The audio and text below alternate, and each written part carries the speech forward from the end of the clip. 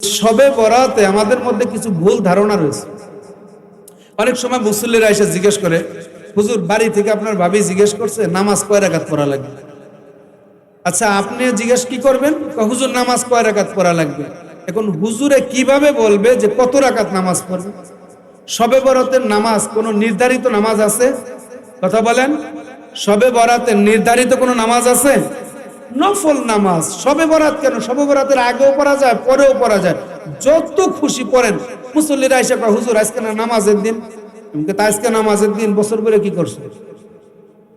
এমন একটা দুর্বল হাদিস দেখাইতে পারবেন যে শবে বরাতের নামাজ না পড়লে জাহান্নামে যাবে? আরে নফল, এটা পড়লে লাভ আছে, না পড়লে গুনাহ নাই।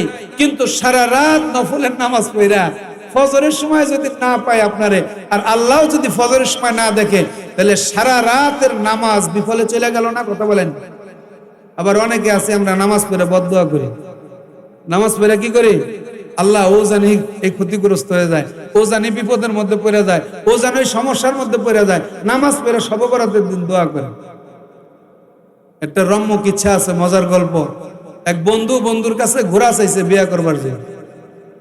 তো যাইবার সময় কয়, দোস্ত তোর ঘোড়াটা দে, আমি একটু বিয়ে করতে দাম। না, ঘোড়া দেহন যাইবো না, পরের দিন শবে বরাত। বন্ধু আগে উঁচু করে মসজিদে গেছে, যায় হুজুরের পিছনে বসে বসে নামাজ পড়ছে। না 100 রাকাত নামাজ শেষ করে বোর রাইতে হাত উঠে কান্দে, আল্লাহ বিয়ে করবার যাবো, ঘোড়াটা চাইছিলাম দিল না। আল্লাহ তোমার কাছে আজকে শবে বরাতের রাত্রে আর কিছু চাই না, আমি সকালবেলা বাড়িতে যাই জানি দেখি ওর ঘোড়া মরে গেছে। ও সারা রাত দোয়া করে সকালবেলা যখন বাড়িতে গেছে, যায় দেখে কি ওর মা আর ওর ওয়াইফ বউ কান্নাকাটি শুরু করছে। কিরে তোরা কান্দোস? কান্দতেছি, আমাকে যে দোয়া গাইডা ছিল না 12-13 কেজি দুধ হয়, গাইডা মারা গেছে। আসমানের দিক তাকায় কয়, তুমি ঘোড়ার গরু চিনো না? আমি কইলাম ঘোড়ার কথা, তুমি নিয়ে গেলা গরুটা। তো পরের জন্য কুয়া খুঁজলে সেই কুয়ায় নিজের পড়া লাগে, ঠিক কিনা বলেন? শবে বরাতের নামাজ পড়া দোয়া করবেন। এই দোয়া কবুল হওয়ার জন্য 3টা শর্ত আছে। কয়টা? 1 নাম্বার শর্ত, আমার আল্লাহ ডাক দিয়ে বলেন, বান্দা অবাধ্য সন্তান, বেয়াদব সন্তান, আমি আল্লাহর কাছে হাত পাতলে আমি ওই হাতের মধ্যে কিছু দেই না, হাতটাকে ফিরাইয়া দেই। লক্ষ লক্ষ টাকা খরচ করে মক্কা মদিনায় হজ করতে গেলি, হজ কবুল হয়েছে কিনা জানি না, কিন্তু ঘরের মাকে যদি খুশি রাখতে পারো, মাকে যদি খুশি করতে পারো, বাবার মনে যদি আনন্দ দিতে পারো, নবী আমার ডাক দেয়া বলে, তোমার মা বাবার দিকে একবার তাকাও, একটা কবুল হজ। সাহাবীরা বলে, রাসূলুল্লাহ আমি যদি 2 বার তাকাই 2টা কবুল হজ, 3 বার তাকাই 3টা কবুল হজ। হয় সাহাবী জিজ্ঞাসা করা লাগবে না, দৈনিক যদি 100 বার মা বাবার দিকে মহব্বতের দৃষ্টি নিয়ে তাকাও, আল্লাহ পাক তোমার আমলনামার মধ্যে 100 কবুল হজ দান করবেন। অবাধ্য সন্তান, বেয়াদব সন্তান যদি আল্লাহর কাছে হাত পাতে, আল্লাহ পাক এই হাতে কিছু দিবেন না, ফিরায় দিবেন। 2 নাম্বার হলো নাফরমান, সারাটা জীবন নেশাপানি করছে, মদ খাইছে, নেশাপানি করার কারণে তার ঠোঁটটা নাপাক হয়ে গেছে। এই ঠোঁট দ্বারা আল্লাহর কাছে কিছু চাইলে আল্লাহ পাক তাকে ফেরত দিয়ে দেন। বলে বান্দা জবানটাকে পরিষ্কার করো। আল্লাহ কোরআনে ডাক দিয়ে বলেন, ইয়া আইয়ুহাল্লাযীনা আমানু তুবু ইলাল্লাহি তাওবাতান নাসুহা। বান্দারে তওবাটা যদি দিল থেকে হয়, খাঁটি দিলে যদি করতে পারো, জবান যদি পরিষ্কার হয়ে যায়, পবিত্র জবান দিয়ে আমি আল্লাহর কাছে চাইবা, তোমার চাইতে দেরি হইতে পারে, আমি আল্লাহ পাকের দিতে দেরি হবে না। 3 নাম্বার, এইটার মধ্যে মনে হয় অনেকে নাই, 2-4 জন থাকতে পারে, যার ভিতরে রিয়া, অহংকার, হিংসা রয়েছে। এই ব্যক্তি আল্লাহর কাছে চাইলে এই আল্লাহ পাক তার হাতকে ফেরত দিয়ে দেয়। তাহলে দোয়া করব 3টা জিনিস থেকে মাহরুম হয়ে, 3টা জিনিস থেকে বের হয়ে আল্লাহর কাছে দোয়া করব। 1 নাম্বার, যদি মা বাবার সাথে খারাপ সম্পর্ক থাকে, আজকে যাই মা বাবার পা 2টা জড়ায় ধরে বলবো, মা সারা জীবন অন্যায় করেছি, আজকে মাহফিলের মধ্যে শুনছি মা আল্লাহর কাছে মাফ চাইলেও মাফ দিবে না, তুমি যদি মাফ না করো, আপনি সন্তান মার কাছে মাফ চাইয়া দেখতে পারেন, আমার বিশ্বাস একবার ক্ষমা চাবেন, আপনার মা টান দিয়ে বুকে জড়াইয়া নিবে। কিন্তু অনেক সন্তান আছে আজকে ঘরের সামনে যায় দেখবে মার ঘরের দরজা বন্ধ, ক্ষমা চাবার উপায় নাই। এই সন্তান, সারাটা জীবন মাকে কষ্ট দিয়েছ, এই মার কাছ থেকে ক্ষমা না নেওয়া পর্যন্ত আমার আল্লাহ তোমাকে ক্ষমা করবে না। উপায় হলো মা কবরে চলে গেছে, মার কবরের কাছে চলে যাও, যাইয়া চোখের পানি ছাড়ো আর কান্নাকাটি করো, আল্লাহ আমার মার জন্য তুমি আমার দোয়াকে কবুল করো। তোমার জন্য যদি মা উপকৃত হয় তাহলে মা কবর থেকে তোমাকে ক্ষমা করে দিবে, ওই ক্ষমার কারণে আল্লাহ তোমার দোয়া কবুল করবে। বলুন না সুবহানাল্লাহ। নবী আমার, নবীজি আমার একটা পাহাড়ের পাশ দিয়ে যাচ্ছেন, দেখেন একটা কবর, কবরের মধ্যে যে লাশটা শায়িত, আল্লাহর নবী ইলহামের মধ্যে জানলেন কবরের মধ্যে এই ব্যক্তির আযাব হচ্ছে। খবর নিয়ে দেখলেন যুবক সন্তান যুবক অবস্থায় মৃত্যুবরণ করেছিল। যুবক অবস্থায় মৃত্যুবরণ করার আগে মাকে কষ্ট দিত, এই জন্য তার কবরের মধ্যে আযাব হচ্ছে। নবীজি আমার ওই মায়ের কাছে চলে গেলেন, যে বললেন মা আপনার সন্তানের আযাব হচ্ছে, আপনার সন্তানকে মাফ করে দেন। মা বলেন না, জীবিত অবস্থায় আমার সন্তান আমাকে এমন কষ্ট দিছে যা আমি সহ্য করতে পারবো না। ওগো আল্লাহর নবী, আমার সন্তান জীবদ্দশা অবস্থায় আমাকে মারতো, এমন কোন রাত নাই যে আমার শরীরের মধ্যে আমার সন্তান হাত না তুলতো। আমার সন্তান আমাকে প্রতি রাত্রে মারতো, আমার সন্তানকে আমি ক্ষমা করতে পারবো না। পৃথিবীর মধ্যে এমনও কুলাঙ্গার আছে মাকে মারতে মারতে দুনিয়া থেকে বিদায় করে দিছে, কথা বলেন ইতিহাস আছে কি নাই?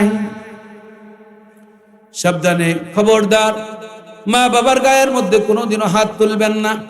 আমার আল্লাহ কোরআনের মধ্যে বলেন, কোন সন্তানের কারণে মা যদি উহ বলে, ওই সন্তানের গোটা আমলনামাটা নষ্ট হয়ে যায়। বাড়িতে বউ আনছেন, বউয়ের কথাই মাকে মারবেন, এমন কাজ করবেন না। আবার মা যদি সব সময় শুধু বউয়ের বিরুদ্ধে অভিযোগ করে, আপনি তদন্ত করবেন, দেখবেন দুইজনকে দুই ধরনের মহাব্বত দিয়া ভালোবাসা দিয়া মিলাবার চেষ্টা করবেন। বউয়ের কথা শুনে প্রত্যেকদিন মাকে মারতো, এই যুবকের শাস্তি কবরের মধ্যে আল্লাহর নবী দেখলেন। এমন ইতিহাস পাওয়া যায়, প্রত্যেকদিন মাকে মারে, মারার কারণে মার শরীরের মধ্যে অসুস্থতা এসে গেছে, মার শরীরের মধ্যে জ্বর এসে গেছে। মা ঘরের দরজা বন্ধ করে সন্ধ্যার সময় শুয়ে রয়েছে, ঘরের মধ্যে একা একা কুকায়, ওষুধ পানি নাই, খাবার দাবার নাই। সন্ধ্যার সময় মা ঘরের দরজা আটকায়া দিছে। গভীর রাতে যখন সন্তান বাড়িতে আসছে, দরজার মধ্যে টোকা দিয়া বলে, বিবি দরজা খুলো। বিবি সন্তানকে দুধ পান করাইতেছিল, বলে দরজার সামনে দাঁড়ায় থাকো, আমার সন্তান দুধ পান করতেছে, এখন যদি আমি সারাইয়া দিয়া দরজা খুলি আমার সন্তানের ঘুম ভেঙে যাবে। আল্লাহ কাকে হেদায়েত দিবেন, কোন সময় দিবেন আল্লাহ ভালো জানেন। যুবকের ব্রেনটের মধ্যে আঘাত এসেছিল, হাই হাই রে, আমার সন্তানকে আমার স্ত্রী এত ভালোবাসে, মোহাব্বত করে, আমি স্বামী মাঘ মাসের শীতের মধ্যে দরজার মধ্যে দাঁড়ায় থাকবো, আমার সন্তানের কষ্ট হবে বলে আমার স্ত্রী দরজা খুলে না। একদিন আমার বাবা হয়তো গভীর রাত্রে এইভাবে এসেছিল, আমি আমার মায়ের দুগ্ধ পান করেছিলাম, আর আজকে আমার মাকে অন্যায় ভাবে মারতেছি। আহারে, কত বড় অন্যায় করছি আমি, জালেম হয়ে গেছি। দৌড় দিয়া মায়ের ঘরের দরজার সামনে গেছে, যাইয়া দরজার মধ্যে ঠুকা দিয়া বলে, মা দরজাটা একটু খুলো। মা আটকে উঠছে, ভয় পেয়ে গেছে, আতঙ্ক হয়ে গেছে। মা ডাক দিয়া বলে, বাবা আজকে তোর বউয়ের সাথে আমি কোনো ঝগড়া করি নাই, আজকে কোনো খারাপ আচরণ করি নাই। ও বাবা, আজকে তুই আমাকে মারিস না, আমার শরীরে সহ্য করতে পারবো না। সন্তান বলে, মা দরজা খুলো, ও মা দরজা খুলো, আজকে তোমাকে মারবো না মা, তোমার কাছে ক্ষমা চাইতে আসছি। মা ভয় পেয়ে যাচ্ছে, মা দরজা খুলে না। একটা সময় সন্তান যখন দরজা জোরে জোরে ধাক্কা শুরু করলো, মা চিন্তা করলো আজকে আমার রেহাই নাই, খাটের থেকে নাই মা খাটের নিচে যায় পলাইছে। সন্তান বারে বারে বলার পরে যখন দরজা খুলে না, সন্তান দরজা জোরে ধাক্কা দিয়া যখন খুলছে, মার কলিজার মধ্যে আঘাত লাগছে। মা চিন্তা করেছে, দরজা খুলি নাই, দরজা ভেঙে ফেলছে রে, আজকে আমার সন্তান মনে হয় আমাকে আর বাঁচায় রাখবে না। মা ভয়ে অস্থির হয়ে গেছে, স্টক করে বসছে খাটের নিচে, মার জানটা বের হয়ে গেছে। সন্তান ঘরের ভিতরে ঢুইকা খাটের উপরে, মা নাই, মা কোথায় গেল? লাইট দিয়ে তালাশ করে দেখে মা খাটের নিচে শুয়ে রয়েছে। দৌড়ে খাটের নিচে যায় মাকে ডাক দেয়, মা ও মা, এতদিন পর্যন্ত তোমার সাথে জুলুম করেছি মা, আজকে বুঝতে পারলাম, ক্ষমা করে দাও ও মা, তুমি আমাকে মাফ করে দাও।